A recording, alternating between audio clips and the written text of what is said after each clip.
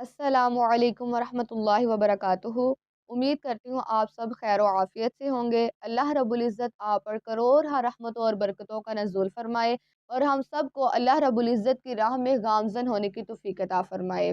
انسان کے اندر ایسی 10 نیگیٹو عادات پائی جاتی ہیں کہ جب تک انسان ان عادات کو ختم نہیں کر لیتا، اللہ رب العزت کے قریب نہیں ہو پاتا۔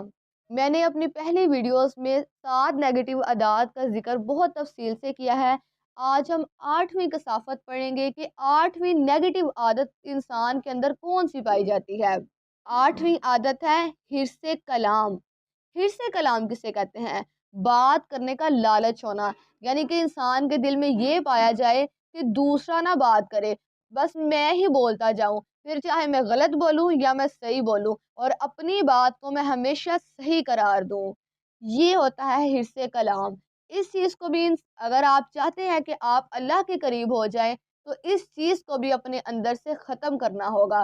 ہمیں ہمیشہ دوسروں کی بھی سننی چاہیے، اپنی بھی بات کہیں اور دوسروں کی بھی سننی چاہیے۔ 9ویں بری کثافت یہ ہے کہ حرص طعام ہونا، یعنی کھانے کا لالچ ہونا، کھانے کی حرص ہونا کہ ہم بس کھاتے چلے جائیں۔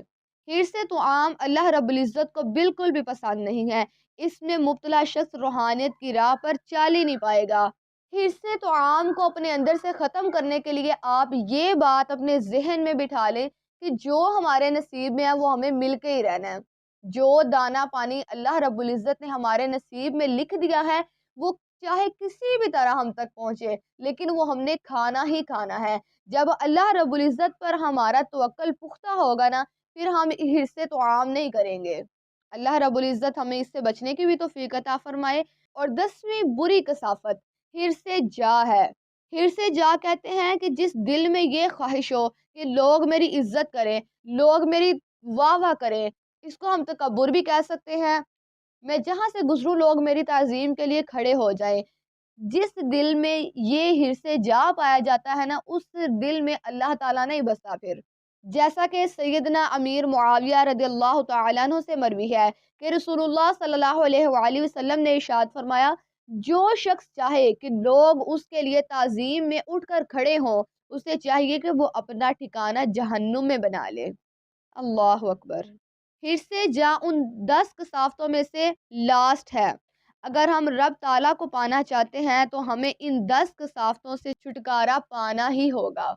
اللہ رب العزت ہمیں ان کثافتوں سے اپنے آپ کو بچانے کی توفیق عطا فرمائے۔ ان 10 کثافتوں سے بچنے کے لیے میں آپ کو انشاءاللہ عز و جل اگلی ویڈیو میں ایک بہت ہی خوبصورت طریقہ بتاؤں گی۔ انشاءاللہ عز و جل اگر ہم اس طریقے کو اپنائیں گے تو ہم ان کثافتوں سے بچ سکتے ہیں۔ آپ نے میری اگلی ویڈیو ضرور دیکھنی ہے تاکہ آپ بھی ان کثافتوں کو اپنی زندگی سے اور اپنی شخصیت سے نکال سکیں۔